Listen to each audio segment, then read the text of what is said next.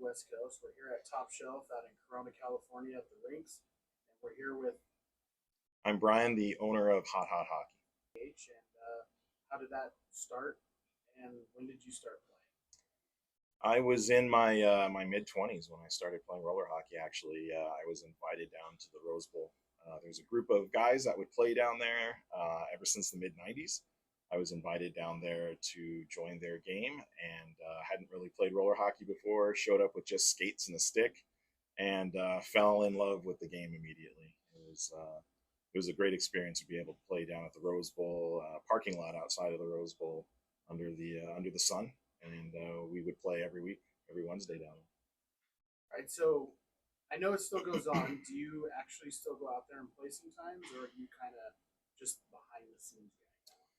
These days, I'm just the social media presence for the group that still shows up every Wednesday. So I'm still friends with a lot of them. I haven't been down there in probably 2 or 3 years to play. It's been a while, but I still want to be involved with both sides of Rose Bowl hockey. There's the group that plays every week down there, and then these days we also have competitive tournament teams as well that play in roller hockey tournaments.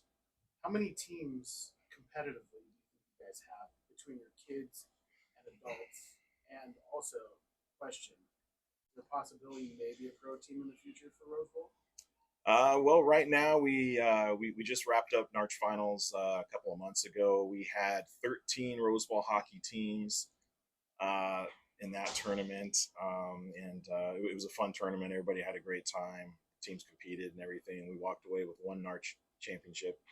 And as far as a pro team in the future, we'll see, man. I mean, I think if there's an opportunity for it, and if we have the right personnel and the right people kind of running that team, then it's something we can discuss. And you never know. I'm not going to rule it out. I was a young guy living at my parents still when I was like 11, 12 years old. And for whatever reason, I had a cable TV box in my room. And I would always flip around. I had HBO. And back in those days, it was Prime Ticket was the big sports channel. And so one afternoon, I caught a Kings game. The Kings were playing the Calgary Flames, and there was a big brawl and equipment all over the place. And I remember as a kid thinking that it was like the craziest thing I've ever seen on TV. Everything from big brawl, equipment everywhere, fists flying, and everything. So after that, I was hooked, and every chance I got, I would stop to watch the Kings, and yeah, from there it was just I enjoyed watching the game. To start hot hockey?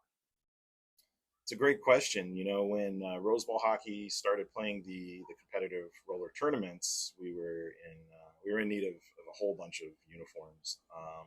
My buddy Dave Cartwright and we did the initial run of uniforms with another company, and he and I fronted a lot of money for just a couple of teams worth of uniforms. And as the club started to grow with our youth teams and everything, we realized that we need a whole bunch more jerseys and pants and everything. And so I reached out to my good friend Melissa, who was doing uniforms at the time.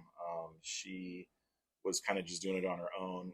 It was during COVID, and I remember a lot of us were just kind of sitting at home, and I had the idea of designing new jerseys and pants for the team. And so I reached out to her to give it a shot to try and design my own stuff. And with the help of Melissa, she could help me with the logistical stuff at the factories. And from there, we started just doing uniforms as a test run for our friends' teams and stuff. And then business started picking up with other teams. And, before we knew it, we were just getting busier and busier with our friends' teams. And then in the meantime, we are still working on our Rose Bowl hockey uniforms to get all the teams outfitted with our uniforms and everything. And that way, we're obviously able to do them a lot cheaper. If we have our own factory making the uniforms for our own hockey club. So that's kind of how Hot Hockey was born. It got to a point where we were getting busier and busier, and we thought, we either need to just keep it a side hustle, or we need to kind of move forward in it and come up with a plan to make this an actual business. So that's what we did, and yeah, that's how Hot Hockey got started. the main thing for me was to be able to offer affordable uniforms. I wanted them to be lightweight and breathable because playing in the past at real warm rinks, you want something that's going to be lightweight and breathable. So that's why we reached out to these factories and we sourced some of the lightest, most breathable materials for the uniforms. And I think that's the appeal for Hot on Hockey is that we were able to be able to offer a uniform like that at an affordable price, and we were able to turn around the uniforms in a reasonable amount of time. So I see in front of me that you have ref jerseys. I see you're digging your footsteps into that. So are those going to be more available? I know they're available at Top Shelf right now, and the rinks at Irvine at Wheel Hut with Dan Maxwell. But are you going to maybe dip your hand in that, sell them outside? Yes, is the short answer. So we did an initial run of these short sleeve referee jerseys. A buddy of mine reached out. He's a referee over at Irvine Inline and said, "Hey, can we make these real breathable referee T-shirts, essentially using the same moisture wicking properties as our uniforms?" And we did an initial run, and I threw some on the referees in Irvine, and they were very well received. And the Top Shelf Pro Shop here in Corona stocks them now, as well as the Wheel Hut shop in Irvine. And they just expressed interest in ordering more because they're starting to sell them pretty regularly now. So yeah, that's kind of a fun item that we kind of dipping into. Can you explain about your pants? Because I know your pants are really light as well. Sure. Yeah. I mean, like I said, we're able to source a very lightweight, moisture wicking fabric. A lot of the companies that I've talked to in the past, I've talked to other companies. When I used to order my uniforms for my league teams and stuff, and they were always kind of nervous about going too lightweight. And so it was important for us to find a lightweight fabric that was durable. And so we did some testing, some initial testing early on, especially with goalie jerseys. We made some prototype jerseys for goalies. One of my buddies here at Corona Inline used one all summer long, and I wanted to just get his feedback. I told him I'll reach back out to you in August or September.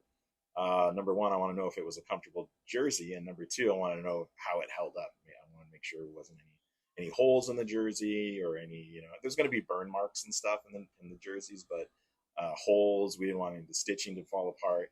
And so, when I talked to him, he loved the jersey. He had nothing good to say, nothing but good things to say about it.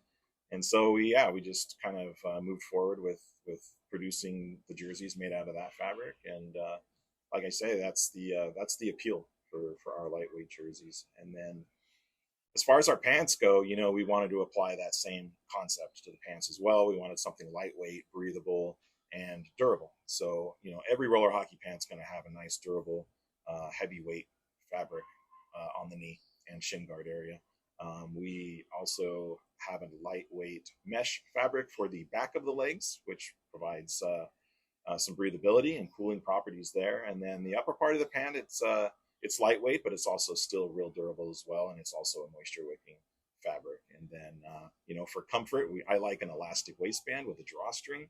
I just always felt that's the way to go. I know there's buckles and stuff other people like, but it didn't seem like something we wanted to offer. So, but the pants are great. Everybody loves them. They like the way they look. Everybody wants that slim leg look, and our pants have that. And then we have the elastic ankles at the bottom, very similar to an ice hockey sock. So everything kind of tucks in right under the shin guard, and the idea is to hold everything in place. So see Hot on Hockey, say 5, 10. If you do get out of it, would you like it still to be around? Absolutely, yeah. I mean, I've told people I'll keep doing this as long as I'm having fun doing it. It's really not about making a ton of money or being the biggest, company out there making uniforms. It's just about being able to provide great uniforms at a great price, having top-notch customer service, being able to have good communication with our customers and everything. I mean, I would love to kind of grow a little bit. I think we need to grow a little bit. We're busy. We're busy, and we do get backed up, responding to emails sometimes. It takes us a little bit. But I think if we could grow a little bit, we will have a lot more options and potentially move into other sports.